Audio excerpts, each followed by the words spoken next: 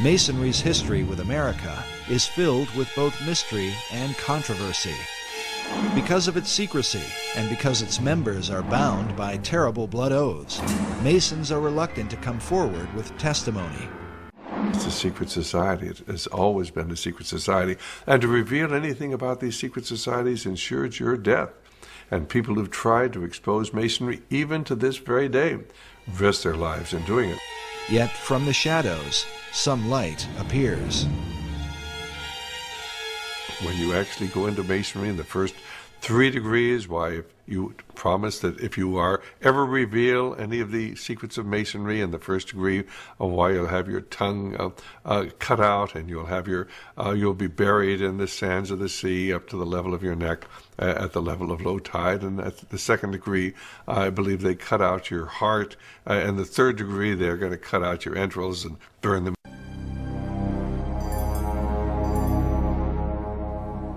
In the 19th century, a man named Captain William Morgan was murdered by a group of Masons who were bound by such blood oaths. Well, Captain William Morgan was a guy up in Batavia, New York in 1826. He was the first American to publish the first 3 degrees of Freemasonry, of the Blue Lodge. The things you had to say, the oaths you had to take. And Masons didn't like that very much. Captain Morgan had violated his oath by writing a book to let people know about the terrible oaths of this terrible society. Feeling a responsibility to the Masonic Brotherhood, 3 members of the order kidnapped Morgan to make him pay for exposing the secrets of Masonry. Hey, get this! What is this? It's ridiculous! Stop! He was captured by a group of Masons and taken and killed. And later on, the perpetrators made deathbed confessions of it all, so it was all very well known. Of these deathbed confessions, at least one has survived, given by a man named Henry L. Valance, whose insight into Morgan's final moments provides a heart-wrenching account. While Valance was never brought to justice for the crime, his final confession revealed a conscience haunted by a lifetime of guilt. If the mark of Cain wasn't upon me, the curse of the first murderer was. The bloodstain was upon my hands and could not be washed out. Valance revealed how a council of 8 Masons had condemned William Morgan to death. Council made a decision and decided your fate. Are you ready to pay for your betrayal? Talk to me, man. I've done what was right. And how Morgan had pleaded for his life on behalf of his wife and children.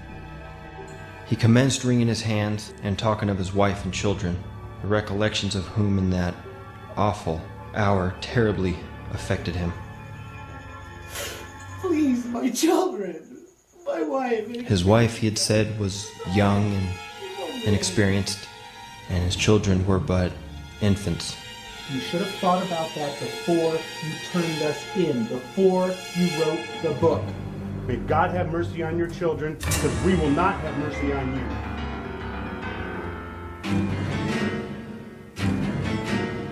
Despite Morgan's plea for mercy, Valance and his fellow Masons were determined to carry out their grim task. They gave Morgan time alone to prepare himself to die. How Morgan passed that time, said Valance, he could not tell, for everything was quiet as a tomb within.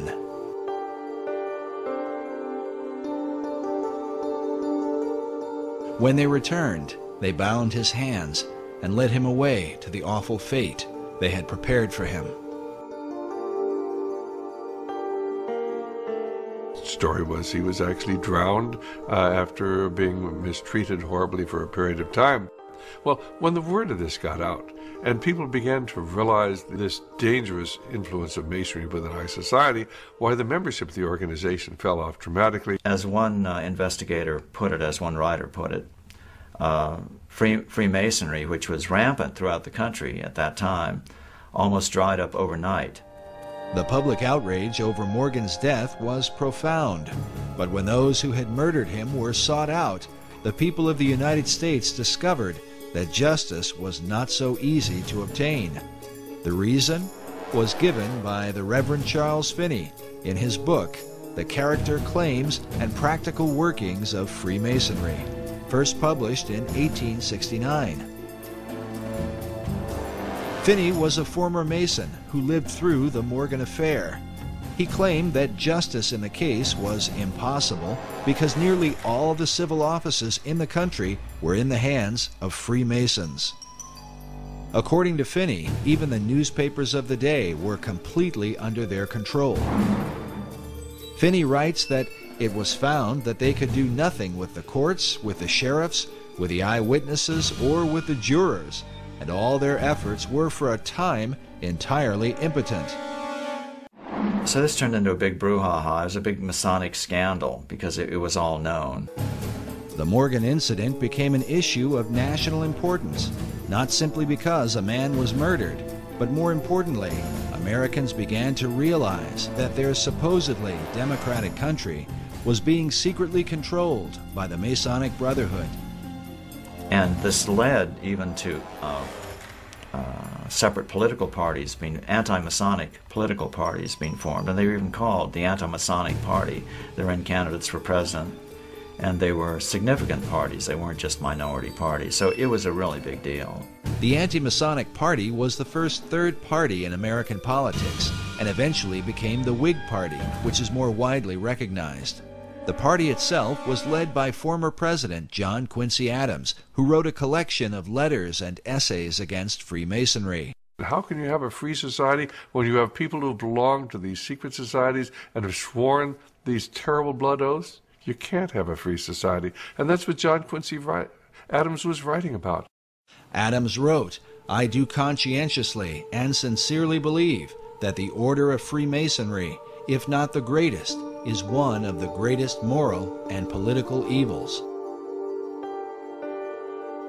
As a result of the Morgan incident, a series of official investigations took place. In 1829, a New York State Senate committee published its findings on Masonry, stating that its members were found in almost every place where power is of any importance. 5 years later, in 1834, a joint committee in Massachusetts reported that Masonry was, quote, "a distinct independent government within our own government and beyond the control of the laws of the land by means of its secrecy." Well, the influence of Masonry has always been here since those days. And, of course, within 15 or 20 years, the membership of Masonry had reconstituted itself. It said they got down to only about 5,000 members there when Masonry was really exposed. But people soon forgot about the terrible things that had happened. And the fact that if you were a Mason, they really would kill you. Most people look upon Masonry as simply a fraternity, and these oaths have no meaning. But tragically, they do. A monument was erected in Batavia, New York, and remains to this day, in remembrance of what happened to William Morgan. The inscription on its base reads, "To the memory of William Morgan, a native of Virginia, a captain in the War of 1812, a respectable citizen of Batavia, and a martyr to the freedom of writing, printing, and speaking the truth. He was abducted from near this spot in the year 1826 by Freemasons and murdered for revealing the secrets of their order." The monument goes on to tell the reader where they can find the historical records that document the Morgan account.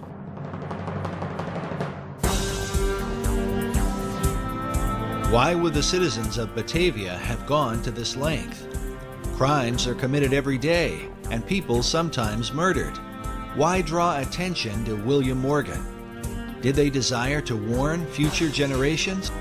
Was it because the people of that time recognized, as Charles Finney asserts in his book, that America was being controlled by Masons from behind the scenes? But for what cause? For greed, power?